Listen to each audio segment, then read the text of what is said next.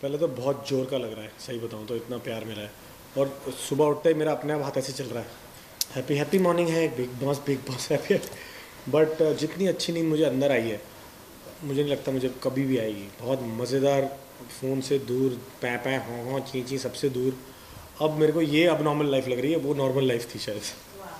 सबसे ज़्यादा मिस किससे कर रहे हो घर से बाहर आने के बाद? हिंदुस्तान को, पूरा हिंदुस्तान, मैं तो कह रहा हूँ पूरी दुनिया देख रही थी मेरे जो को बिग 150 बॉस कैमरा के में। घर के अंदर आप करण मेहरा की फैमिली बनी थी, जी, उसे आप मिस कर रहे ऑफ कोर्स, और उनको मिलने भी वाला हूँ बहुत जल्दी। लेकिन मैं घर को ज़्यादा मिस कर रहा हूँ, बिकॉज वो चीज़ टूटने वाली है, वो कभी हो? या कभी नहीं आएगी लाइफ में मेरे वापस। वो ओपन जिम, सामने पूल, कहाँ होता है बॉम्बे में ये सब। जितना मर्जी कमा लूँ लाइफ में, इतना कभी नहीं हो पाएगा, और मेरे को दुनिया देख रही है वर्कआउट करते हुए। So that thing I am missing the most.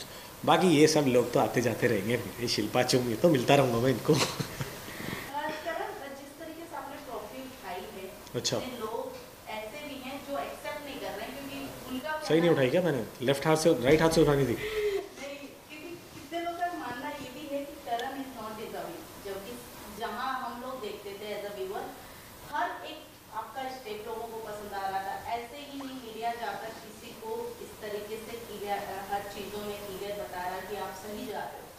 किसी को एक को टोंट मारना या फिर उन्हें पॉइंट आउट करना इज नॉट गुड।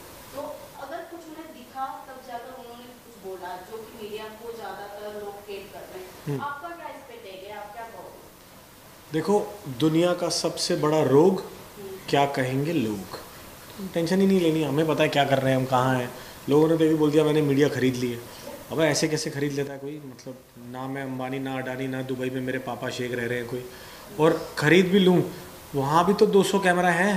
अगर मैंने कुछ ए से लेकर बी किया है, तो तुम क्या बाकी दुनिया को उनकी आंखें छीन लोगे? तुम थोड़ा ना बोल दोगे ए और सी ही है। भाई करण ने तो वही किया है। तो यही चीज़ थी बस। तो मतलब थोड़ा समझने में लाइक लोगों को टाइम लगेगा, जो चीज़ सोच रहे हैं कि ऐसा हुआ है। लेकिन भाई कोई खरीदता नहीं है किसी को। ये मीडिया जनता की आवाज़ है, आप ही हो अपनी आवाज़, अपने क्वेश्चंस लेके अंदर आए थे। जो पूछा गया, जो जैसे जिसने बैट किया, मेरे को भी गलत ठहराया गया, तो उस बात पे मैंने माफ़ी मांग ली। जैसे वो टास्क में मेरे को नौरान का नाम नहीं लेना चाहिए था, तो मैंने बोल दिया हो गई होगी गलती, गुस्से में बता दिया मैंने।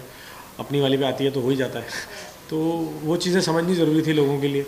आई थिंक उनके पास ज़्यादा, बाकी लोगों के लिए ज़्यादा क्वेश्चंस थे, तो वो थोड़े से दे गॉट पीव्ड। तो सर, शो जीतने के बाद भी कई लोगों का ये भी कहना होता है कि जो जो एक वर्ड है डिजर्विंग करके, तो ये वर्ड अगर आपको नहीं मिला है, लोग आज भी कहते हैं कि Vivian was more deserving man, तो शो जीतने के बाद भी क्या वो फीलिंग इनकम्प्लीट रहती है, या ये चीज़ आपको इफेक्ट करती है शो जीतने के बाद भी? देखो, कुछ तो लोग कहेंगे, लोगों का काम है कहना, अपना काम है ट्रॉफी घर लेके आना, जो मैं ले आया हूँ। अगली वाली बताओ अब। शॉकिंग सबको ये लगा कि अगले दिन हम आपके साथ में, जहां एल्विश अपने लोगों को 150 फोन बांट रहा था, भी आईफोन, हाँ हाँ हाँ, सो वो भी आपके साथ देख लो। पॉडकास्ट कर रहे हैं। वो सबसे ज्यादा ऑडियंस को शॉकिंग लगा, और सबसे अरे ज्यादा उन्हें लगा जो कि गलत बातें मीडिया को बोल रहे थे करेक्ट, एल्विश और रजत को करेक्ट, लेकर। ये तभी मेरा जाने का मतलब था। वहाँ पे हमने केक काटा, सेलिब्रेट की अपनी विन, उसने ट्रॉफी पास पास से देखी अपने पॉडकास्ट में, एंड में ट्रॉफी लेके भागा रजत के लिए। तो ये सब चीज़ें इसलिए थी कि आप, you have to be a very, आप लूज़र नहीं हो, आप एक गेम लूज़ कर गए हो, doesn't mean that you are a loser. It's, ये तो चलता रहेगा, ज़िंदगी है। वो तो एक फ़लसफ़ा सिखाया है बिग बॉस ने। अब आप उसको कैसे लेते हो, क्या करते हो, उसका ये आपके ऊपर है। और एल्विश बहुत ही मज़ेदार लड़का है, उसने अपना जोर लगा दिया जीतने के लिए। अब नहीं जीता उसका घोड़ा, उसका खिलाड़ी, तो उसने दिल पे नहीं ले लिया। सबसे पहले मुझे ही बुलाया कि यार भाई इंटरव्यू करते हैं, मज़ा आएगा। तो हमने बहुत मज़ेदार बातें करी, बहुत फ़न सेगमेंट था वो भी, तोड़ फोड़ पॉडकास्ट जो भी था वो। एंड बहुत फ़न आया हमें।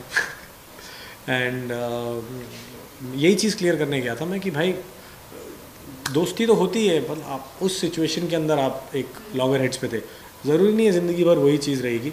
And it was a message to all the people who are spreading these threads कि आपका एड्रेस पता है और आपके फॉलोअर का ये है वो है। बेवकूफ़ वाली बातें हैं, सब छोड़ो, अच्छा काम करो कोई यार लाइफ में, कि आपके बारे में बातें हो।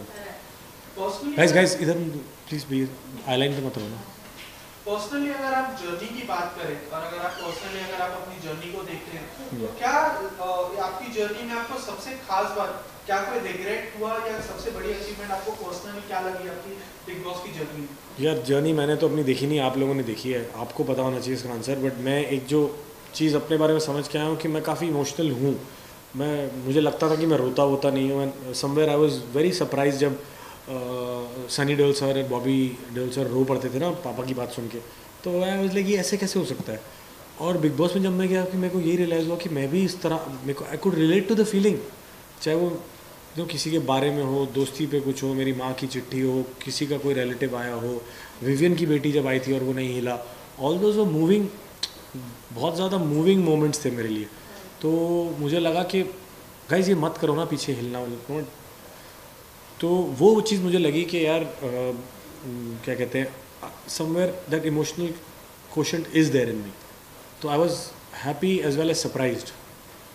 सो सर, खतरों के खिलाड़ी हो गया, बिग बॉस हो गया, what's next in your bucket list? आप बताओ मेरे को तो ट्रॉफी चाहिए, जो हाँ मर्जी फेंक दो, ट्रॉफी लेके आऊँगा अब, because once you taste success the tongue wants मोर।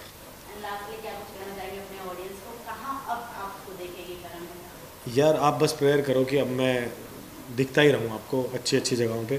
तो बातें चल रही हैं, जैसी कुछ साइन होता है सबसे पहले I let you guys know. Thank you. Thank you.